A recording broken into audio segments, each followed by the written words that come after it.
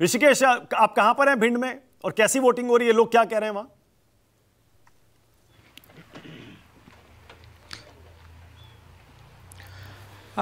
देखिए मानक जी, मैं इखरा पंचायत है और ग्रामीण इलाका है ये भिंड का, वहाँ पे गांव में मौजूद हूँ और अलग अलग गांव का हम लोग दौरा कर रहे हैं। इन्हीं से पूछते हैं जो आप बार बार सवाल पूछ रहे हैं स्टूडियो से, कि इस बार चूंकि यहाँ बहुत सारे किसान भी दिख रहे हैं, इस बार का माहौल क्या है विधानसभा में आपके क्षेत्र में? बढ़िया है, चुनाव अच्छा हुआ है, 55% वोटिंग हुई है। माहौल क्या किसका हो सकता है, ये नहीं कह सकते। कौन भारी है कौन नीचे है, ये तो कांग्रेस भारी है ज्यादा। तो भाग्य बंद है। वैसे कांग्रेस भारी लग रही है। क्या माहौल है भैया? ठीक है, वोट डलेगा ये बढ़िया। नहीं, देखिए लोग इसलिए पूछ रहे हैं कि किसानों की कर्ज माफी का मुद्दा है, यहीं से बगल में आपके कृषि मंत्री चुनाव लड़ रहे हैं। जब किसान आंदोलन हुए तो बहुत सारे किसानों को हम लोगों ने देखा। ओल्ड पेंशन स्कीम यहाँ एक बड़ा मामला है। तो गाँव तक आते आते क्या जो मुद्दे हैं वो प्रभावित कर रहे हैं? 18 साल से सत्ता में है, सत्ता में बदलाव इसलिए कि ज्योतिरादित्य सिंधिया इधर आ गए हैं, पिछली बार उल्टा था। तो इस बार का माहौल क्या, आप ही तो बताओ ना पंडित जी, लंबा टीका किए वो तो आप बताओ। क्या बताइए भाई साहब, आप बताओ। मुद्दा तो देखो किसानों का ही मुद्दा है, किसानों को फसलों का दाम अच्छा मिले, ये भी एक बड़ा मुद्दा है। क्योंकि जो इस बार कांग्रेस और बीजेपी ने दोनों ने संकल्प पत्र जारी किए हैं, उसमें किसानों को खास करके दोनों पार्टियों ने ध्यान रखा है कि अगर हमारी सरकार आती है तो हम किसानों का समर्थन मूल्य 2700 रुपये और धान का समर्थन मूल्य 3100 रुपये में खरीदा जाएगा। ये भी एक बहुत बड़ा मुद्दा है, ताकि किसानों को। भारी कौन रहा? भारी तो देखो दोनों प्रत्याशी हैं, दोनों फाइट है, दोनों में कुछ भी हो सकता है। वोट परसेंट भी ठीक ठाक ही गिरा है, ज्यादा नहीं कह सकते हैं। आज कौन भारी है भाई साहब? साहब कांग्रेस। सीधा क्या टक्कर है, कुछ भी हो सकता है, टक्कर है, कुछ भी हो सकता है, टक्कर है, कुछ भी हो सकता है। मुद्दे के आधार पर या फिर एंटी इनकम्बेंसी जैसी चीज है? कार्यकर्ता जो जहाँ अपना हिसाब से लगा हुआ है, वोटें चल रही है, अपनी अपनी जोर से आदमी लगाता है अपने हिसाब से, जो चल रहा है टक्कर रहेगी। क्या माहौल है भाई साहब इस बार आपके गाँव का?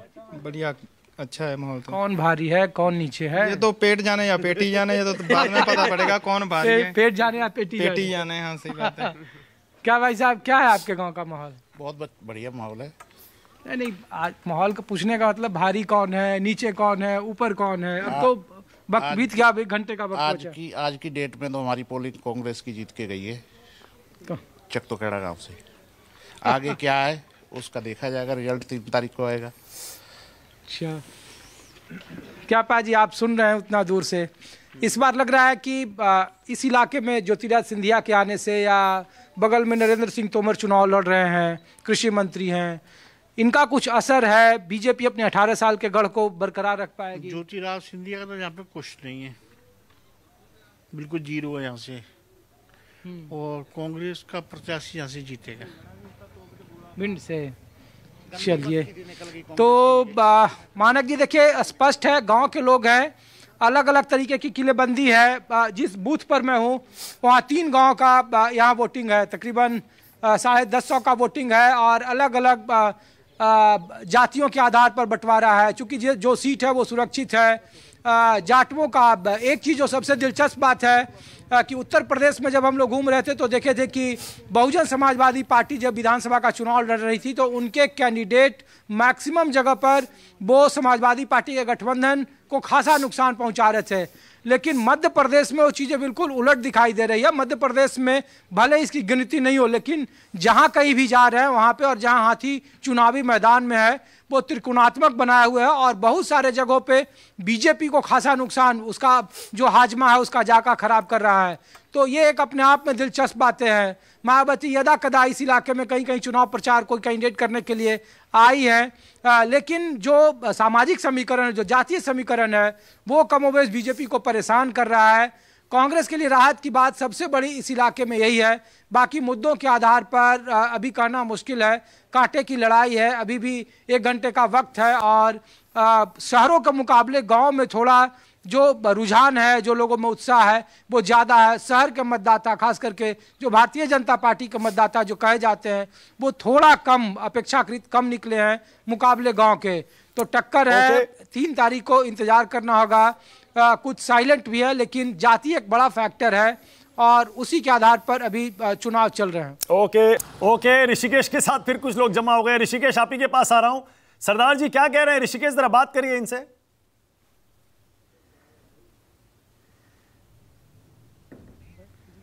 मानक जी देखिए, बिल्कुल जो आप बार बार पूछते हैं स्टूडियो से कि ग्राउंड पर क्या सच है, तो हम यही पूछ रहे थे सरदार जी से कि भारतीय जनता पार्टी जब भी कोई देखता है कि पगड़ी वाले किसान हो, तो लोगों के मन में है कि वो भारतीय जनता पार्टी के तो वोटर नहीं होंगे कम से कम। तो यही 18 साल से भारतीय जनता पार्टी को दे रहे हैं, किसको दे रहे हैं? 18 साल हो गए, 20 साल हो गए। आपके गांव में कितने लोग हैं? आप लोग कितना वोट है आपके गांव में? 300-350 वोट होगा गांव में। सब सरदार जी हैं? हाँ, सरदार जी हैं। तो सब एक तरफा हैं या बटे हुए? नहीं, बटे हुए दोनों जगह जाते हैं। जो जिसका जहाँ मन बना हुआ है तो वहाँ जाता है। ऐसा कुछ नहीं है कि बीजेपी से। मुद्दा क्या है ऋषिकेश, पूछिए जरा। विकास भी किए हैं, राष्ट्रीय नेता हैं, ऐसा नहीं है।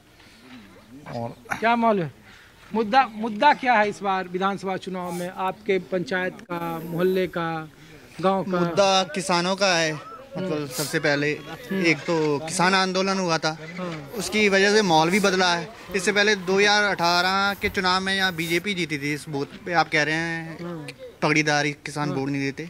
2018 में बीजेपी जीती थी, उसके बाद 2020 में कांग्रेस जीती है इसी बूथ से। तो किसानी यहाँ का किसान है ज़्यादातर, पगड़ीदारी। तो इस बार पहले बीजेपी, फिर कांग्रेस, फिर इस बार टक्कर है। इस बार टक्कर है क्या भैया? इस बार आइए, आपसे बात नहीं हो पाई है। ये बताइए, इस इलाके में लोग पूछते हैं, जो बाहर के, जो मध्य प्रदेश के बाहर के लोग हमारे स्टूडियो से, मानक जी सीनियर हैं, वो पूछ रहे हैं कि मुद्दे क्या हैं? क्या इस बार महाराज का जादू चलेगा, शिवराज की बहुत सारी योजनाएं चलेंगी, या फिर जाति वाला फैक्टर ही यहाँ भी हावी है? महाराज का जादू चलेगा ना किसी का चलेगा, या किसानों को जादू चलेगा।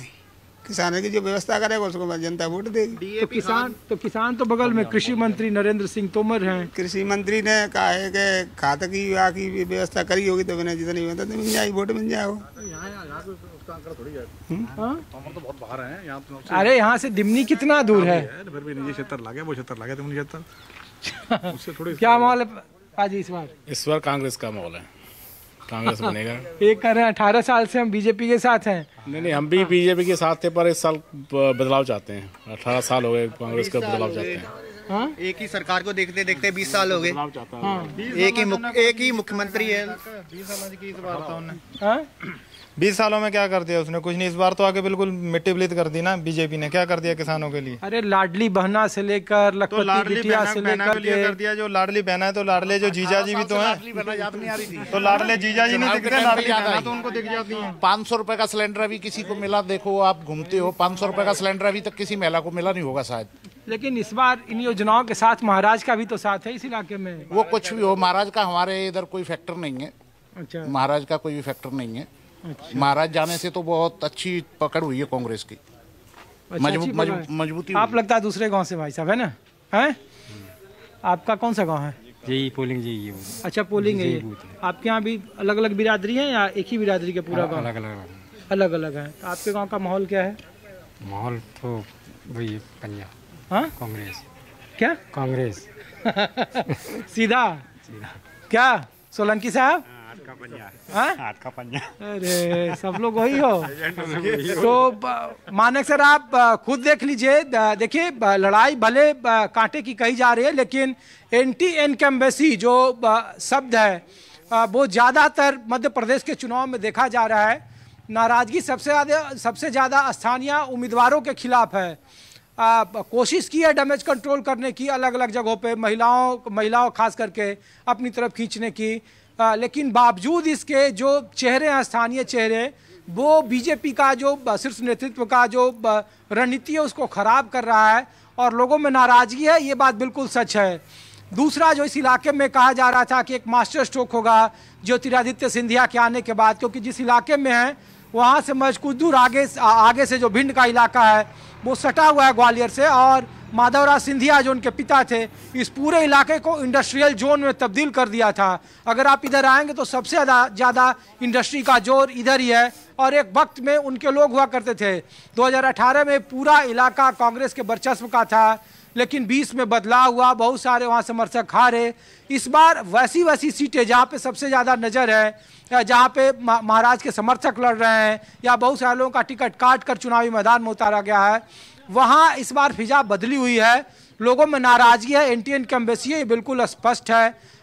लेकिन कांग्रेस का भी कोई ऐसा नहीं कि कोई करिश्माई चेहरे की वजह से लोग उन्हें पसंद कर रहे हैं।